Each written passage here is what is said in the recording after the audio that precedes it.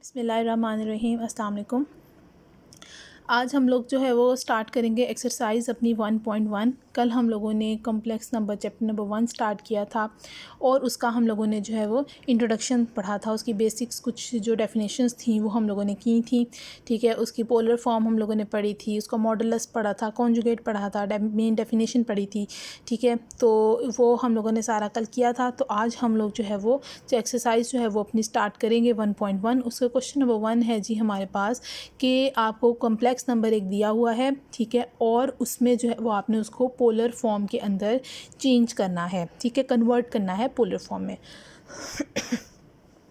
तो हम लोग जो है वो अपना लेते हैं z is equal to X plus iota Y, जैसे हमें एक दिया हुआ होता है। तो क्वेश्चन नंबर 1 पार्ट जो है उसका फर्स्ट क्वेश्चन जो है उसमें जो हमें दिया हुआ है -√3 प्लस आयोटा। अब इसमें x प्लस आयोटा वाई एक नॉर्मल फॉर्म होती है, जनरल होती है। ठीक है, अब हम उसके साथ कंपेयर कर लेते हैं। तो इसका मतलब है कि ये जो हमें z दिया हुआ है इसके अंदर x जो है वो हमारा क्या है -√3 है और y जो है हमारा क्या है 1 है, क्योंकि आयोटा के साथ 1 लगा हुआ है। तो हम लोगों ने जो है वो जैसे कल हम लोगों ने किया था कि x is equal to R cos theta होता है, y is equal to R sine theta होता है। ठीक है, तो यहाँ से हम लोग जो है वो सबसे पहले जो है वो अपना जो है वो पहले तो r फाइंड आउट करेंगे। r फाइंड आउट करने के लिए हमें z का मॉडुलस लेना पड़ेगा। z का मॉडुलस लेने का मतलब ये था कि x का स्क्वायर प्लस y का स्क्वायर और उनको जो है वो स्क्वायर रूट ले लेंगे। तो -3 स्क्वायर रूट का जब हम स्क्वायर लेंगे तो वो 3 बन जाएगा, 1 का लेंगे तो 1 ही बन जाएगा। 3 + 1 4 हो जाएगा, उसका स्क्वायर लिया तो वो हमारे पास 2 आ जाएगा। ठीक है, तो ये हमारे पास जो है वो r आ जाएगा। सही है, अब हम लोग थीटा की तरफ जाएंगे। तो x is equal to R cos theta होता है। तो cos theta is equal to x over R हम लोगों ने कर लिया। ठीक है, यहाँ पे हमने x की वैल्यू फाइंड आउट की, पुट की, और r की अभी जो हम लोगों ने यहाँ फाइंड आउट की थी वो हम लोगों ने यहाँ पर पुट कर दी। तो उसके बाद हम लोगों ने जो है वो इसकी वैल्यू निकाल लेनी है। अब थीटा चाहिए तो कॉस को दूसरी तरफ ले जाओ तो इन्वर्स हो जाएगा। तो वो हम लोग जो है वो उसका जो है वो 5π/6 जो है वो आंसर आ जाएगा। इसी तरह अगर हम लोग जो है y is equal to R sine theta use करें और sine theta is equal to Y over R आए, उसमें y और r की वैल्यू डालें और आप जो है वो साइन को दूसरी तरफ ले जाके इन्वर्स कर दें तो वहाँ से भी करेंगे तो तब भी 5π/6 ही आएगा। क्योंकि हमारे पास जो है वो x जो है वो हमारे पास क्या है नेगेटिव है और y जो है वो हमारे पास क्या है पॉजिटिव है। तो इसका मतलब है कि आपका जो है वो अगर हम एक्सिस जो है वो यहाँ पर बनाएं तो x जो है वो हमारा नेगेटिव है, यानी कि वो इस तरफ है। ठीक है, यानी कि यूँ हमारे पास जो है वो कोऑर्डिनेट्स होते हैं तो इस तरफ जो है वो हमारे पास नेगेटिव x एक्सिस होगा और y पॉजिटिव। तो ये हमारा जो ही पार्ट बनेगा वो कौन सा बनेगा, सेकंड क्वाड्रेंट बनेगा। ठीक है, तो इसलिए जो है वो सेकंड क्वाड्रेंट के अंदर है। और सेकंड क्वाड्रेंट के अंदर ये आप लोग जो है फिजिक्स के अंदर जो है वो चीज़ें पढ़ चुके हो कि आपका जो है वो थीटा की जो भी वैल्यू निकलती है आपका जो है वो यहाँ पे इसकी वैल्यू निकलेगी π/6। ठीक है, तो आपने क्या करना है, फिर उसके बाद क्वाड्रेंट डिसाइड करते हो। क्वाड्रेंट डिसाइड कर लिया कि वो सेकंड है तो आपने जो है वो अगर सेकंड क्वाड्रेंट हो तो हम उसको जो है वो π-θ की जो भी वैल्यू हमारे पास निकली हुई होती है, जो भी एंगल निकला होता है, जैसे यहाँ पे π/6 निकला था तो हमने उसको उसमें से माइनस करके तो फिर हमारे पास जो है वो 5π/6 आंसर आता है। ठीक हो गया, तो इसलिए जो है वो हम लोगों ने यहाँ पे 5π/6 लिखा है। कैलकुलेटर पर डायरेक्ट निकालोगे तो आपका π/6 यानी कि 30 डिग्री बनेगा। ठीक है, लेकिन क्वाड्रेंट की वजह से जो है ये 5π/6 बन जाता है। ठीक है, ये हम लोग जो है वो थोड़ा सा जो है वो ऊपर हम लोग अपना देख लेते हैं। ठीक है, अगर आप लोगों को एंगल का जो है वो याद नहीं है तो हम लोग जो है वो यहाँ पे एंगल जो है थोड़े से रिवाइज कर लेते हैं कि अगर जो है फर्स्ट क्वाड्रेंट बनता है तो आपका जो है वो यानी कि x भी पॉजिटिव y भी पॉजिटिव, तो आपका एंगल जो भी निकला है वो ही का वही रहेगा। यानी कि अगर इस वाले क्वेश्चन के अंदर हमारे पास जो है वो अगर x भी पॉजिटिव होता y भी पॉजिटिव होता तो फिर π/6 का π/6 ही रहता। ठीक है, सेकंड क्वाड्रेंट निकला है यानी कि x नेगेटिव था और y पॉजिटिव था तो फिर आपने उस जो भी आंसर निकला, जैसे π/6 हमारा इस क्वेश्चन में निकला था तो उसको हमने पाई में से माइनस करना होता है। ठीक हो गया, और थर्ड क्वाड्रेंट अगर हो यानी कि आपका x जो है वो क्या है नेगेटिव है और y भी नेगेटिव है तो फिर आपने जो है वो ये वाली चीज़ यूज़ करनी है। ठीक है, इसी तरह अगर फोर्थ क्वाड्रेंट में है यानी कि x जो है वो आपका पॉजिटिव है लेकिन y नेगेटिव निकला है तो फिर जो भी आपका एंगल निकला था उसको माइनस के साथ मल्टीप्लाई कर दोगे। ठीक हो गया, तो ये चीज़ जो है वो यहाँ पे थोड़ी सी बताने वाली थी। अच्छा, उसके बाद रिवाइज़ की हम लोगों ने। अच्छा, उसके बाद नेक्स्ट जो है वो यानी कि हमारे पास जो है वो z जो है वो हमारे पास जो है वो नॉर्मली क्या होता है r cos theta plus iota r sin theta. तो r कॉमन ले लेते हैं तो ये वाली फॉर्म हम लोगों ने कल देखी थी। ठीक है, तो इसमें जो है वो आप अपना जो है कॉस लगाओ, थीटा की वैल्यू यानी कि π/6 लगाओ, साइन लिखो। ठीक है, थीटा की वैल्यू यानी कि π/6 6 लिखो, r की जगह पे 2 लिखो, ठीक है, और उसके बाद जो है वो ये हम लोगों ने यहाँ पे कर लेना है। अच्छा जी, क्वेश्चंस के अंदर जो है वो एक्सरसाइज के अंदर एक और चीज़ यूज़ की हुई है, ये पूरी फॉर्म लिखने की बजाय वो क्या करता है, अब देखो ये भी एंगल सेम है, ये दोनों एंगल सेम है ना, ठीक है, ये भी 5 पाई/6 है, ये भी 5 पाई/6 है, ठीक है, तो आप उसको जो, और ये क्या है कॉस है, और ये क्या है आयोटा है, और ये क्या है साइन, तो इसको शॉर्ट फॉर्म के अंदर ये लिखते हैं, कॉस के लिए सी यूज़ करते हैं और आयोटा, ठीक है, और साथ में साइन का एस हम यूज़ करते हैं, तो CIS सिस हम लिख देते हैं, और साथ में एंगल तो सारी बातें सेम ही है, तो वो हम लोग यहाँ पर लिख देते हैं। ठीक हो गया, तो ये आप लोगों के जो है वो क्वेश्चन हो जाएगा। इसी तरह आपके जो है वो बाकी पार्ट्स भी इसके आप लोग जो है वो कर लोगे। क्वेश्चन नंबर 1 से लेकर 6 तक जो है वो ये सारा एज इट इज़ है कि पोलर फॉर्म में है। क्वेश्चन नंबर 5 जो है इसका पार्ट, वो मैं आपको स्टार्ट बता देती हूँ कि आपने जो है वो इसको स्टार्ट कैसे करना है। ठीक है, वो है आपका -2 + 2 आयोटा, ये आपकी एक चीज़ है, और एक मल्टीप्लाई हो रही है 1 - आयोटा। सबसे पहले आप क्या करोगे, इसको थोड़ा सा सिंप्लीफाई करोगे। सिंप्लीफाई करने का मतलब ये है कि आप इसको दोनों को पहले मल्टीप्लाई करोगे, ठीक है ना। आपने जो है वो क्या करना है, -2 जैसे आपने लिया, आपने उसको इस पूरी ब्रैकेट के साथ मल्टीप्लाई कर दिया, 1 - आयोटा। डायरेक्ट फार्मूला जो हम लोगों ने मल्टीप्लिकेशन का पढ़ा था वो भी लगा लोगे तो सेम आंसर आएगा। अलजबरा में हम लोग जिस तरह से कन्वेंशनली यूज़ करते हैं कि एक चीज़ पकड़ी उसको दूसरी पूरी ब्रैकेट के साथ मल्टीप्लाई कर दिया, फिर दूसरी चीज़ पकड़ी उसको पूरी ब्रैकेट के साथ मल्टीप्लाई, तो वो चीज़ भी आप कर सकते हो। तो इसमें उसने यही काम किया हुआ है, ठीक है। तो यही किया हुआ है उसने कि -2 को लिया उसने और इस पूरी ब्रैकेट के साथ मल्टीप्लाई कर दिया, ठीक है। फिर +2 आयोटा को लिया और उसने इस पूरी ब्रैकेट के साथ मल्टीप्लाई कर दिया, तो हमारे पास ये चीज़ आ गई। अब ये देखो आपके पास यहाँ पे क्या है, -2 आयोटा स्क्वायर। अब आयोटा स्क्वायर आपको पता है -1 बन जाता है, ठीक है। तो जब यहाँ पे -1 लगाओगे तो इट मीन्स कि ये माइनस माइनस का हो जाएगा प्लस हो जाएगा, तो ये +2 बन जाएगा, ये -2 + 2 खत्म हो जाएगा, और ये 2 आयोटा + 2 आयोटा 4 आयोटा बन जाएगा। तो ये आपका अब कॉम्प्लेक्स नंबर आ गया, ठीक है। अब इसमें आपका क्या है कि z आपका रियल पार्ट जो है वो 0 है, यानी कि आपका जो है क्या बनेगा 0 + 4 आयोटा, यानी कि x आपका 0 है, y आपका क्या है 4 है। आप सिंपली जो है वो क्या करोगे, उसी मेथड से अपना r फाइंड आउट करोगे, x का स्क्वायर + y का स्क्वायर रूट ले लोगे, ठीक है, सॉल्व करोगे, ठीक है। इसी तरह जो है वो आप अपना थीटा जो है वो यहाँ पे आप अपना निकाल लोगे, ठीक हो गया। अब इसमें जो है वो क्या था, थीटा आपका जो है वो π/2 निकलेगा। अब आपका जो है वो x भी पॉजिटिव था, 0 को हम नॉर्मली पॉजिटिव ही कंसिडर कर रहे होते हैं, ठीक है, और y भी पॉजिटिव था यानी कि 4 था, तो ये फर्स्ट क्वाड्रेंट में आएगा। तो जो आपका यहाँ पे कैलकुलेटर पे π/2 यानी कि 90 डिग्री बना था, वही वाला जो है वो इसका यही एंगल रहेगा, ठीक हो गया। तो इसके जो है वो बाकी जो क्वेश्चन नंबर इसका 6 है, उसमें जो है वो क्या दिया हुआ है, डिवीजन दी हुई है। आपको z दिया हुआ है जी -34 आयोटा, और आपका जो है वो और नीचे बटे में है जी आपका 5 - 3 आयोटा। सबसे पहले आप इसको रैशनलाइज करोगे, इसका बटा ख़त्म करोगे, ठीक है। रैशनलाइज करने के लिए नीचे वाले के कॉन्जुगेट के साथ मल्टीप्लाई और डिवाइड करते हो, तो ये 5 - 3 आयोटा है, तो 5 + 3 आयोटा इसका कॉन्जुगेट बन जाएगा, तो उस चीज़ के साथ मल्टीप्लाई और डिवाइड किया, ऊपर दोनों को मल्टीप्लाई किया, नीचे दोनों को मल्टीप्लाई किया, और इसको सिंप्लीफाई करके आपने ये वाला नंबर बनाया। अब इसमें आपका ये x है 3 और y है आपका -4, बाकी आप एज इट इज़ जो है वो इसको सॉल्व करोगे, ठीक हो गया। अच्छा जी, उसके बाद नेक्स्ट जो आपके क्वेश्चंस हैं वो हैं जी आपके कि कॉम्प्लेक्स नंबर जो है वो दिया हुआ है आपको, इसमें पोलर फॉर्म के अंदर दिया हुआ है, आपने उसको कार्टेशियन फॉर्म के अंदर जो है वो कन्वर्ट करना है, और उसका जो है वो आर्गन डायग्राम के अंदर जो है वो शो भी करना है। ये क्वेश्चन नंबर जो है वो 7 से लेके जो है वो आपका जो है वो 10 तक चलेगा, ठीक है। तो इसमें जो है वो आप लोग जो है क्वेश्चन नंबर 7 जैसे आप लेते हो, अब इसमें दिया हुआ है 2 CIS π/6। अब CIS का मतलब मैं आपको पहले बता चुकी हूँ कि cos π/6 + आयोटा sin π/6 का मतलब है, ठीक हो गया। cos π/6 की वैल्यू कैलकुलेटर पे फाइंड आउट करो, ठीक है, ये π/6 का होता है 30 डिग्री होता है, फाइंड आउट कर लो, और इसी तरह sin π/6 की वैल्यू भी फाइंड आउट कर लो। इसको 2 के साथ जो है वो ये 1/2, इधर भी 1/2 है, इधर भी 1/2 है, कॉमन ले लो, वो कटिंग हो जाएगी इसकी, और इसकी √3 + आयोटा जो है वो जस्ट आपका बच जाएगा, ठीक हो गया। अच्छा जी, ये आपने जो है उसकी कार्टेशियन फॉर्म निकाल ली, चाहो तो ऐसे लिख लो, चाहो तो ऑर्डर पेयर में लिख लो। अब हम इसके जो है वो आर्गन डायग्राम की तरफ आते हैं।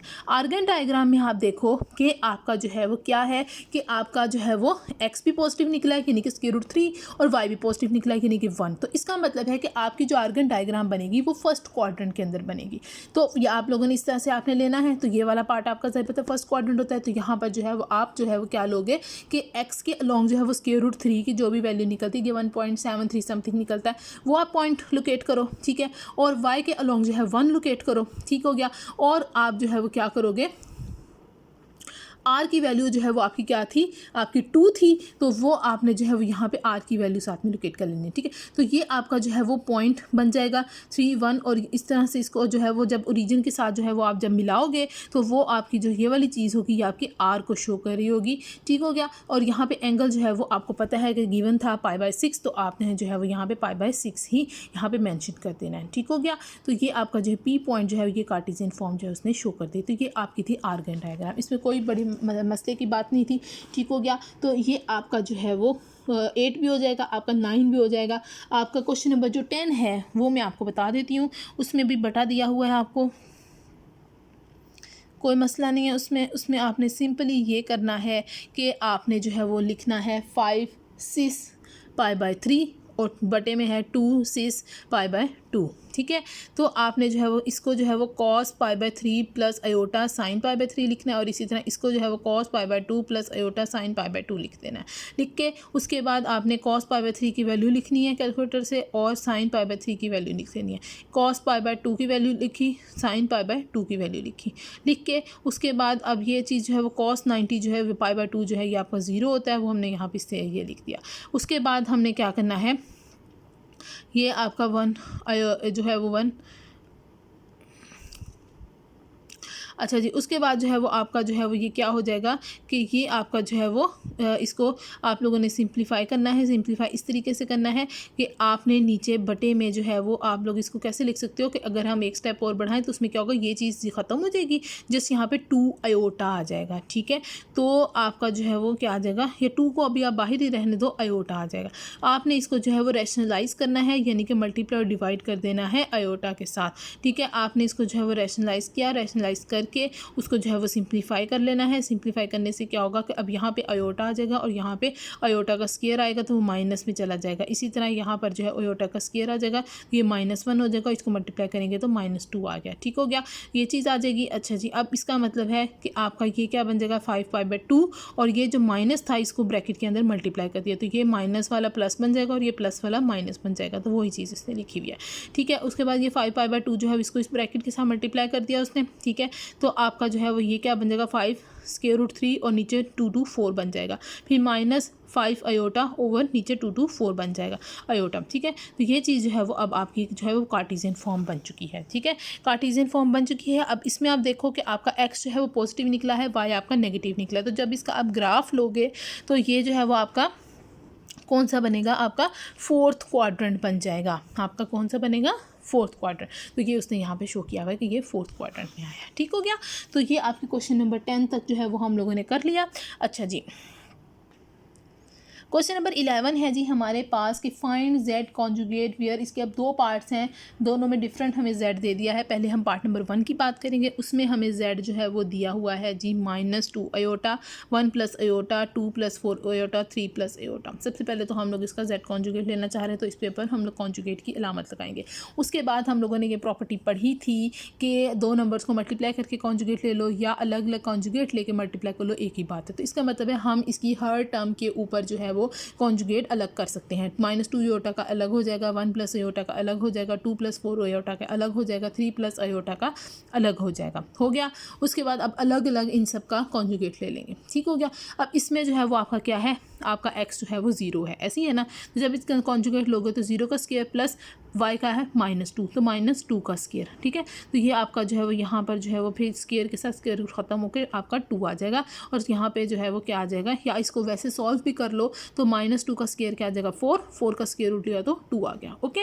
अब यहाँ पर नेक्स्ट जो है 1 + अयोटा का जब आप कॉन्जुगेट ले रहे हो तो x की जगह पे 1 लोगे, y की जगह पे 1 लोगे, तो 1 का स्क्वायर प्लस 1 का स्क्वायर, ठीक है, ये आपका आ जाएगा 2 और ऊपर स्क्वायर रूट है तो ये एज इट इज़ आ गया, ठीक है। उसके बाद ये है, इसमें x आपका क्या है 2 और आपका y जो है वो आपका क्या है 4, तो यहाँ पे x का स्क्वायर यानी कि 2 का स्क्वायर प्लस y का स्क्वायर यानी कि 4 का स्क्वायर और उसका स्क्वायर रूट ले लोगे। इसको सॉल्व करोगे आपका यहाँ पे आ जाएगा 4, यहाँ पे आ जाएगा +16, ये 20 होता है तो इसको एज इट इज़ लिख दिया। इसी तरह ये जो है वो हमारे पास स्क्वायर रूट 10 आ जाएगा, ठीक हो गया। उसके बाद इसको जैसे फैक्टराइजेशन से हम लोग छोटी क्लासेस में सॉल्व करते थे, इस तरह से हम लोग इसको सॉल्व करके जो है वो ये वाली फॉर्म बना लेते होते हैं, ठीक है। अब इसमें क्या है आपका अब इसमें ये होगा कि इनको ये सब आपस में मल्टीप्लाई तो हो रहे हैं, ठीक है। अब आपका क्या होगा, ये 2 के साथ मल्टीप्लाई करके 4 लिख दिया, स्क्वायर रूट 2 को स्क्वायर रूट 2 के साथ मल्टीप्लाई करके स्क्वायर रूट खत्म हो गया, स्क्वायर रूट 5 को स्क्वायर रूट 5 के साथ मल्टीप्लाई करके स्क्वायर रूट खत्म हो गया, 5 रह गया। अब इनको आपस में मल्टीप्लाई कर दो, ठीक है। 4 2 8 8 5 40, तो 40 आपका जो है वो क्या आ जाएगा, कॉन्जुगेट आ जाएगा। क्लियर, ठीक है। उसके बाद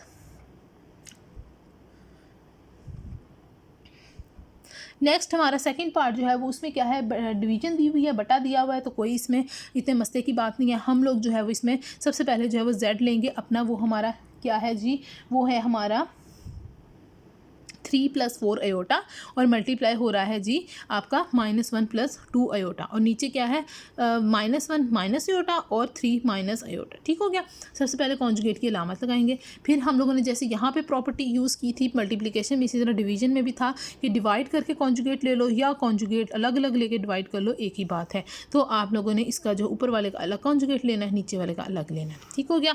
उसके बाद नेक्स्ट जो है वो अब यहाँ पे मल्टीप्लिकेशन वाली कॉन्जुगेट की प्रॉपर्टी, ये वाली जो प्रॉपर्टी थी ये यूज़ कर लोगे आप, ठीक है। इसमें अब क्या होगा कि इसका अलग कॉन्जुगेट मल्टीप्लाई इसका अलग कॉन्जुगेट, इसी तरह डिवीजन में इसका अलग कॉन्जुगेट और इसका अलग कॉन्जुगेट, उसको सिंपली कॉन्जुगेट लेके सॉल्व कर लो।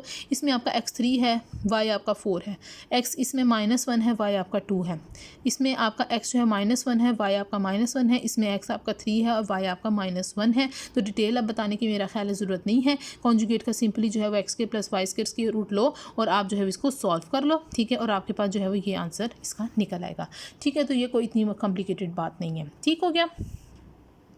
नेक्स्ट आपका क्वेश्चन नंबर 12 है, show that z = a + iota b, ठीक है। इसका जो है वो फर्स्ट है कि आपका ये जो a + अयोटा b, ये जो z है ये आपका जो है वो रियल है if and only if z = z conjugate, ठीक है। ये इस तरह के क्वेश्चन मेरा ख्याल है हम लोगों ने फर्स्ट ईयर में किया भी था, तो हम लोग इसको थोड़ा सा देख लेते हैं। अच्छा जी, क्या है जी, इसमें लेट कर लो कि z = a + अयोटा b, हम लोगों ने सबसे पहले हम लोगों ने लेट कर लेना है कि रियल है और हम ये प्रूफ करेंगे, फिर कन्वर्सली ये लेट कर लेंगे और उसको रियल प्रूफ कर देंगे, ठीक है। तो पहले हमने रियल लेट कर लिया, जब रियल लेट कर लिया तो इसका मतलब है कि आपका जो है वो इसमें इमेजिनरी पार्ट जो है फिर तो 0 होना चाहिए, ठीक है। तो b आपका 0 हो गया, तो z आपका किसके बराबर आ जाएगा, a के ही बराबर आ जाएगा। तो z का कॉन्जुगेट भी क्या आ जाएगा, आपका a ही आ जाएगा। तो ये z = z कॉन्जुगेट एक पार्ट प्रूफ हो गया। कन्वर्सली अब हमने क्या करना है, अब हमने ये सपोज कर लेना है और ये रियल हमने प्रूफ करना है। तो लेट कर लो कि z = z कॉन्जुगेट, इसका मतलब है यहाँ पे a + अयोटा b लिखो और यहाँ पे इसका कॉन्जुगेट लिखो, यानी कि a - अयोटा b। इक्वेट जब आप करते हो आपको पता है रियल पार्ट को रियल पार्ट के इक्वल रखते हो और इमेजिनरी पार्ट को इमेजिनरी पार्ट, या यूँ कर लो कि आप इस पूरी चीज़ को जो है वो उठा के इस तरफ ले जाओ, ठीक है। जब इस तरफ लेके जाओगे तो इसके साइन चेंज होंगे, ये +a जो है वो -a बन जाएगा और ये प्लस अयोटा जो है वो ये आपका जो है सॉरी माइनस अयोटा b जो है वो आपका यहाँ पे प्लस अयोटा b बन जाएगा, ठीक है। तो आपका जो है वो ये -a और +a ख़त्म हो जाएगा, iota b + iota b 2 iota b आ जाएगा और ये = 0 है, ठीक है। तो आपका जो है वो यहाँ पे जो है वो क्या आ जाएगा, ये इसका मतलब है कि b जो है वो आपका 0 है, क्योंकि अयोटा जो है वो आपका 0 के इक्वल नहीं हो सकता, 2b 0 के इक्वल नहीं हो सकता, तो इसका मतलब है b ही आपका 0 के इक्वल है, ठीक है। तो b आपका जो है वो 0 के इक्वल है, तो इसका मतलब ये है कि जब इसके अंदर z के अंदर b वाला पार्ट ही 0 हो गया, इमेजिनरी पार्ट 0 हो गया, तो आपका जो है वो फिर इसका मतलब है कि ये क्या है, आपका z जो है वो आपका a + 0 अयोटा बन जाता है। तो इसका मतलब है कि z = a है, जो कि एक रियल नंबर है। तो कन्वर्सली हम लोगों ने इसका शो कर दिया। अच्छा जी, सेकंड पार्ट इसका है क्वेश्चन नंबर 12 का जी, कि आपका जो है वो शो करना है कि z = a + अयोटा b, ये प्योर इमेजिनरी है। प्योर इमेजिनरी होने का मतलब ये है कि ये जो a वाला पार्ट है ये 0 हो जाएगा, ठीक है। तो if and only if z = -z conjugate, सबसे पहले हम लोग लेट करेंगे कि ये प्योर इमेजिनरी है और हम ये चीज़ प्रूफ करने जाएंगे, ठीक है। तो लेट कर लो z = a + iota b pure imaginary है, तो इसका मतलब है आपका ये वाला जो पार्ट है ये 0 है। तो आपका z जो है वो सिंपली अयोटा b के इक्वल आएगा। तो z का कॉन्जुगेट किसके इक्वल आएगा, -अयोटा b के इक्वल आएगा, ठीक हो गया। तो इसका मतलब ये है कि ये आपका z का कॉन्जुगेट है और z, इन दोनों में रिलेशन क्या है, इन दोनों में रिलेशन है कि z को अगर -1 के साथ मल्टीप्लाई कर दें तो ये इसको अगर हम इसके साथ इस वाली को अगर हम मल्टीप्लाई कर दें माइनस के साथ तो यही चीज़ बन जाती है। तो इसका मतलब है z conjugate is equal to minus Z, ठीक है। और इसी तरह जो है वो हम लोग ये भी कह सकते हैं कि z is equal to minus Z conjugate. तो ये प्रूफ हो गया। सेकेंडली कन्वर्सली हम ये करेंगे कि लेट कर लेंगे z is equal to minus Z conjugate. तो यहाँ पे सिमिलरली जैसे हमने ऊपर वाले पार्ट में किया था वैसे ही करेंगे कि यहाँ पे हम z की वैल्यू लिखेंगे a प्लस योटा b, और यहाँ पे माइनस जेड कॉन्जुगेट की लिखेंगे यानी कि माइनस, और अंदर हम लिखेंगे a माइनस योटा b। सबसे पहले जो है वो आप लोग क्या कर लो कि इसको माइनस के साथ मल्टीप्लाई कर लो, या सिंपली आप ये कर लो कि इस पूरी चीज़ को उठा के इधर ले जाओ। तो a प्लस एटा भी एज इट इज़ आ जाएगा, और ये वाली जो चीज़ है ये इसका बाहर माइनस है तो ये पूरी चीज़ जो है वो क्या हो जाएगी, प्लस के साथ चली जाएगी। तो ये साइन जो है वो यहाँ पे क्या आ जाएगा, प्लस हो जाएगा, और ये चीज़ एज इट इज़ रह जाएगी। तो एटा भी के साथ खत्म हो जाएगा। a plus A is equal to 0, 2a is equal to 0, 2 तो कभी भी 0 के इक्वल नहीं होता, तो इसका मतलब है a इज इक्वल टू 0, यानी कि रियल पार्ट ही उसका 0 हो गया। तो z जो है वो आपका 0 प्लस एटा भी आ गया, तो z जो है वो आपका एटा भी आ गया जो कि प्योर इमेजिनरी है। तो ये हम लोगों ने इसको प्रूफ कर दिया। अच्छा जी, आगे हम लोगों ने क्वेश्चन नंबर 13 और 14 जो है वो भी फ़िलहाल हम लोगों ने स्किप किया है, उसको हम लोग जो है वो नेक्स्ट लेक्चर में देखेंगे, ठीक है। हम लोग क्वेश्चन नंबर 15 पे पहले जो है वो आ जाते हैं, ठीक है। अब इसमें क्या है कि हमारे पास 15 क्वेश्चन ये है कि if z1 and z2 are complex number then show that z1 plus z2 mod का square plus z1 minus z2 mod का square is equal to 2 z1 mod का स्केयर प्लस z2 मॉड का square, ये 2 पूरे के साथ multiply हो रहा है। तो सबसे पहले जो है वो हम अपनी लेफ्ट साइड लेंगे और उसको इक्वल टू राइट साइड करेंगे, ठीक है। तो लेफ्ट साइड हमने अपनी ये वाली चीज़ लिख ली, ठीक।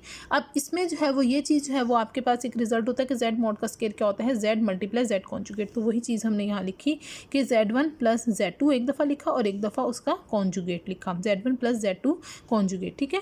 प्लस लगाया, फिर इसी तरह ये लिखा z1 माइनस z2 लिखा और फिर z1 माइनस z2 का कॉन्जुगेट, ठीक है। अब यहाँ पर जब हम आते हैं z1 प्लस z2 आ जाता है, ठीक है, और इसका जो है वो कॉन्जुगेट जो है वो हमारे पास जो है वो क्या बन जाता है, z1 जो है वो इसका जो है वो कॉन्जुगेट। अब ज़ाहिर बात है हमारे पास क्या है, इस पूरे का कॉन्जुगेट ले रहे हो। अब z1 की वैल्यू तो एक्चुअली में है नहीं, जनरल आप जो है वो केस डिस्कस कर रहे हो, तो आप क्या करते हो कि z1 का कॉन्जुगेट अलग ले लेते हो, z2 का कॉन्जुगेट अलग ले लेते हो, plus z1 minus z2 as it is लिखते हो। फिर इसी तरह z1 का कॉन्जुगेट माइनस z2 का कॉन्जुगेट ले लिया। उसके बाद नेक्स्ट जो है वो अब हम क्या करते हैं, इन दोनों ब्रैकेट्स को आपस में मल्टीप्लाई करते हैं, इन दोनों ब्रैकेट्स को आपस में मल्टीप्लाई करते हैं। z1 को हमने इस पूरी ब्रैकेट के साथ इसको हम लोगों ने जो है वो मल्टीप्लाई करना है। अच्छा जी, z1 को इस पूरी ब्रैकेट के साथ मल्टीप्लाई किया, z1 कॉन्जुगेट आ जाएगा, और एक आपका जो है वो z1 z2 कॉन्जुगेट आ जाएगा। फिर इसको लिया, ठीक है, इसको आपने जो है वो z2 को जो है वो आपने z2 कॉन्जुगेट के साथ मल्टीप्लाई किया, और z2 को जो है वो आपने z1 के साथ मल्टीप्लाई, z2 कॉन्जुगेट को आपने z1 के साथ मल्टीप्लाई किया। इसी तरह इस ब्रैकेट को कर लेना है, इस तरह इस ब्रैकेट को कर लेना। अब इसमें जो प्लस माइनस होगा वो कुछ कटिंग हो जाएगी, कटिंग होकर बाकी जो चीज़ आपके पास बचेगी वो 2z1 conjugate plus 2z2 z2 conjugate, ठीक है। तो 2 जो है वो आपका कॉमन आ जाएगा, ठीक है, z1 कॉन्जुगेट आ जाएगा ब्रैकेट के अंदर, और आपका जो है वो z2 कॉन्जुगेट आ जाएगा। तो ये चीज़ जो है वो जो इसी वाली प्रॉपर्टी को अगेन हम यूज़ करेंगे कि ये एक चीज़ हो और साथ में उसका कॉन्जुगेट हो तो उसके मॉड का स्केयर होता है। तो इसका मतलब है ये चीज़ जो है वो z1 मॉड का स्केयर और ये z2 मॉड का स्केयर है, और यही चीज़ जो है वो हमारी यहाँ पर राइट साइड थी, ठीक हो गया। तो ये हमारा जो है वो क्वेश्चन नंबर 15 था। 16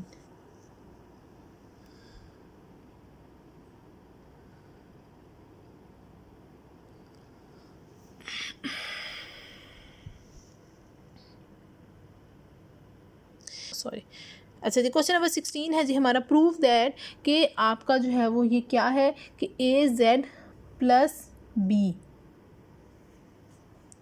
ये थोड़ी सी मिसिंग है, एक सेकेंड।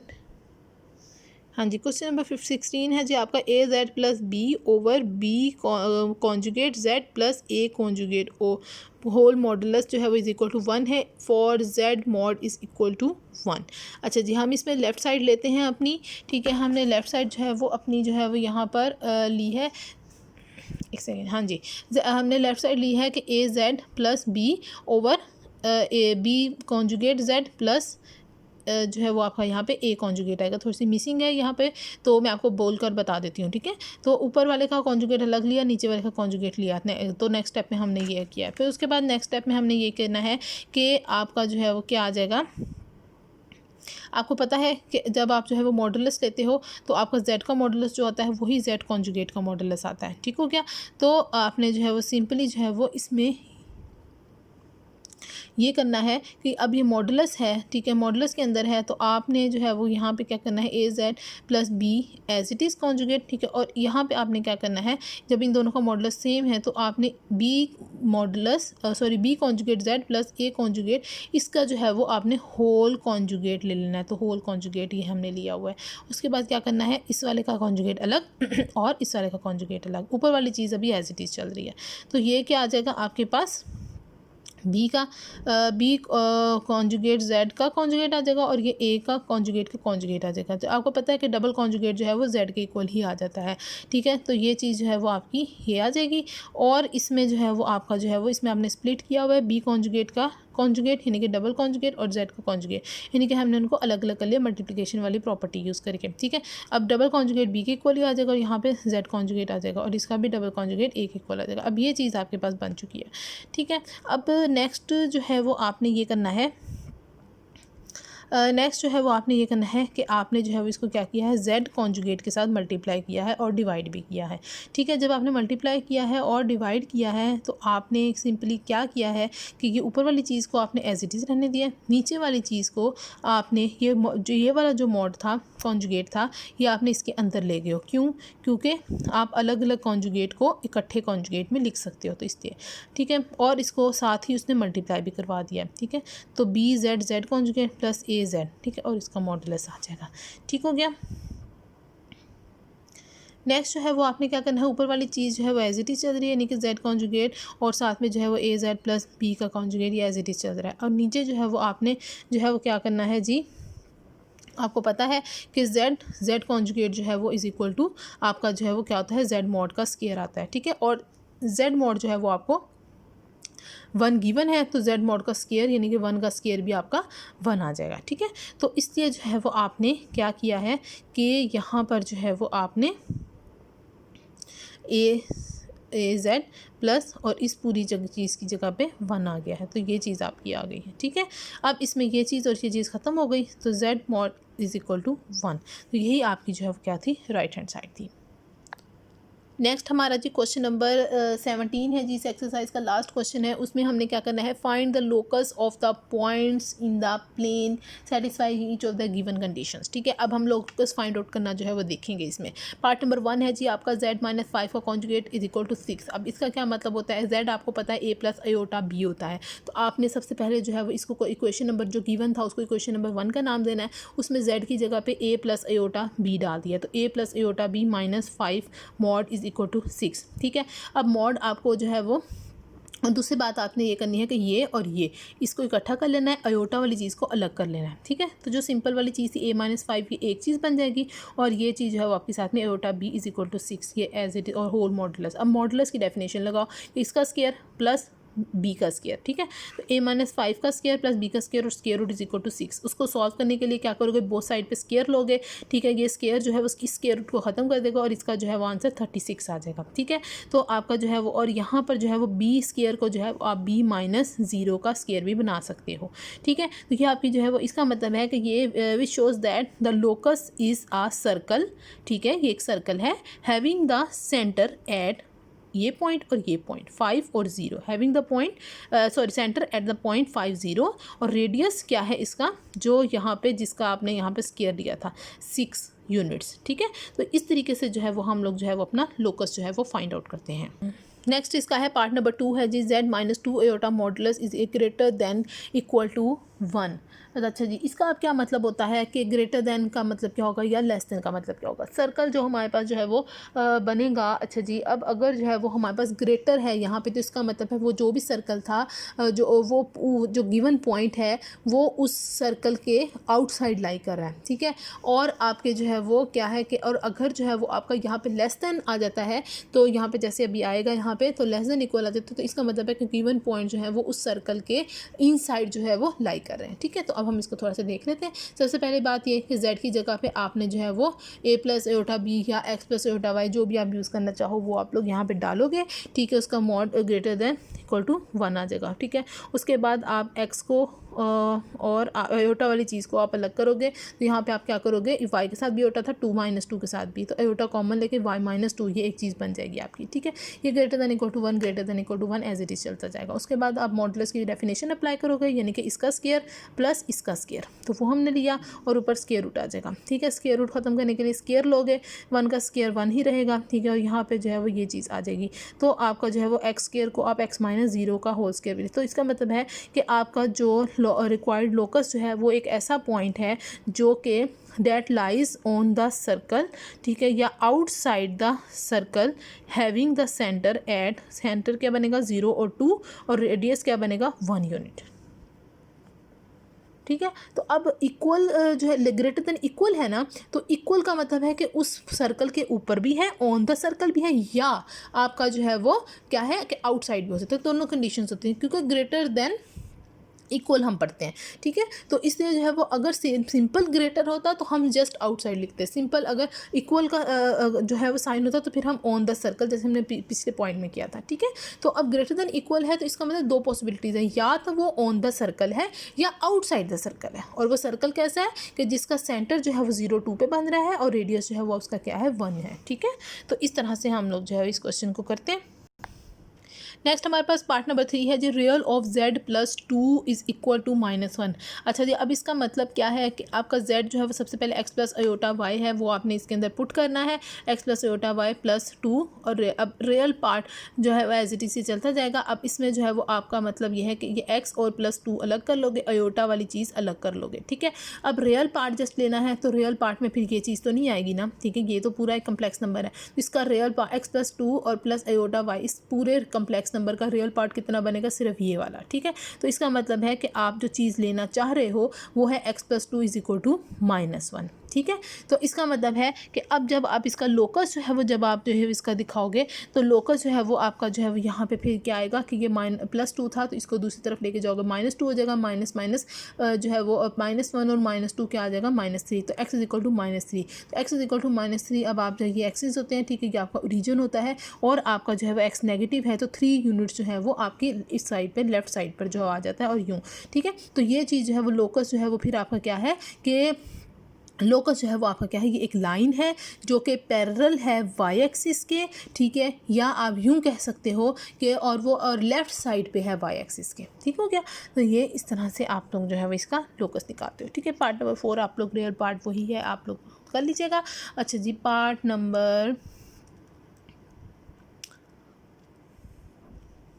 5 है जी, z प्लस अयोटा का conjugate is equal to z minus iota का कॉन्जुगेट। अब इसमें सबसे पहले z को x प्लस अयोटा y लिखोगे, ठीक है। आप उसको जो ऊपर जो है वो अयोटा वाली फॉर्म्स अलग करो, सॉरी चीज़ें अलग करोगे और दूसरी चीज़ें अलग करोगे, कॉन्जुगेट इसके ऊपर जो है मॉडुलस की जो है वो डेफिनेशन अप्लाई करोगे, ठीक है। आपके पास जो है वो ये वाली चीज़ आ जाएगी, ठीक है। जब ये वाली चीज़ आ जाएगी आपके पास x के और x के दोनों साइड्स पे है, तो ये कैंसिल होकर सिर्फ आपके पास ये वाली चीज़ बन जाएगी, ठीक है। इसका होल स्क्वायर जो है वो a plus B whole square का फॉर्मूला लगाकर आप खोल दो, ठीक है, ये आ जाएगा, ठीक है। वाई स्क्वायर और वाई स्क्वायर दोनों साइड्स पे है, वो भी खत्म हो जाएगा, ठीक है। और आप जो है वो ये सारी चीज़ें उठा के दूसरी तरफ, और +1 दोनों साइड्स पे ये भी खत्म हो जाएगा।